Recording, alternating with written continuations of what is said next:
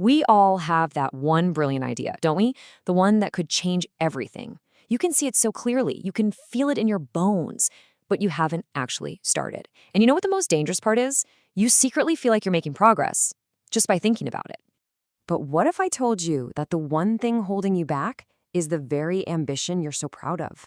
What if that amazing, beautiful dream isn't your engine, but your anchor? You know the feeling. It's late at night and your mind is buzzing. That big goal, the plan lays itself out in front of you just perfect, flawless. You can almost taste the success. It feels so real, it feels so close. You drift off to sleep feeling totally inspired, like a genius. But then the morning comes, and nothing. The running shoes stay by the door. The blank document stays blank. You realize that incredible feeling of accomplishment was just a ghost, a complete illusion. And it's a trick your brain plays on you every single time. So what's going on here? Well, it turns out your brain is a master magician. And this particular trick is called the progress illusion. It's the reason why planning can feel just as good, if not better, than actually doing. Here's how the con works. When you vividly imagine finishing that novel or crossing that finish line, your brain releases a little hit of dopamine. That's the same feel-good chemical you get from actual accomplishment. It's like getting a medal without ever running the race. And just like that, the desperate, hungry need to do the work just melts away. I mean, just look at the conflict here. It's almost unfair, right? Thinking about success is exciting, it's clean, it's perfect. But taking real action?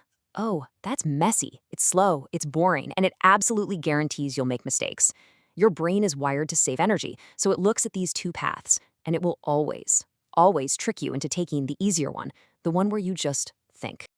But here's the thing. That progress illusion, it's just a smokescreen. It's a convenient cover story. The real reasons you're stuck?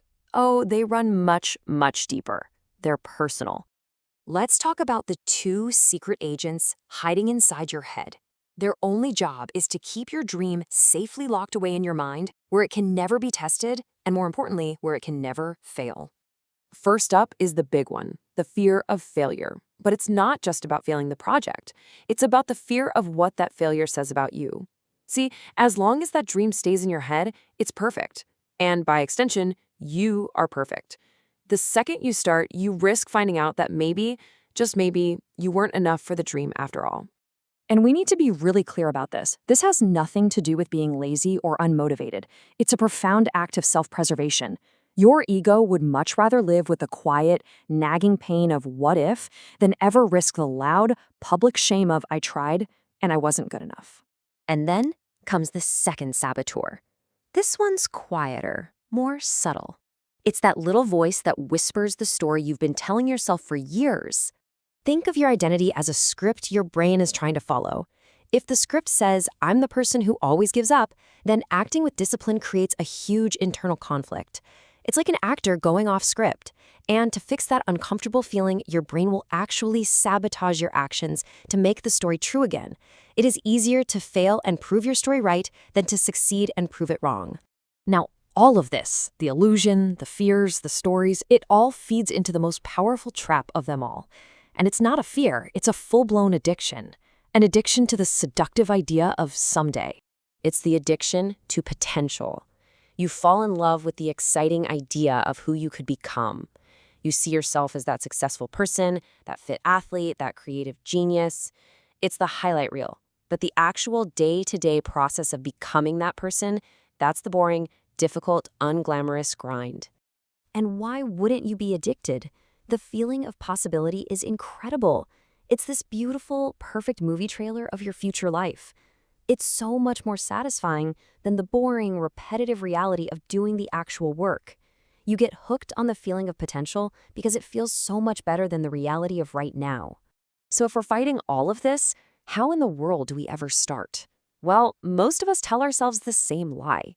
We say we're just waiting for the perfect time, for that burst of inspiration, for the moment we finally feel ready.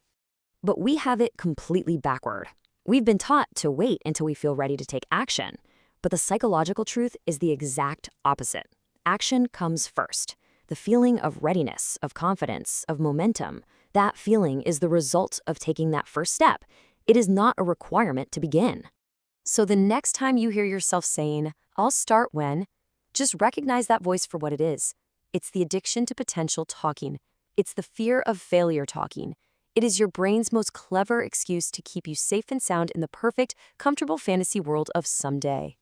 The chasm between who you are and who you want to be isn't bridged with a bigger dream or a better plan. It's bridged by doing something small, especially when every part of you is screaming to wait. It's about breaking the spell of someday. So forget the masterpiece for a minute. What's the first, messy, imperfect, tiny step you can take right now?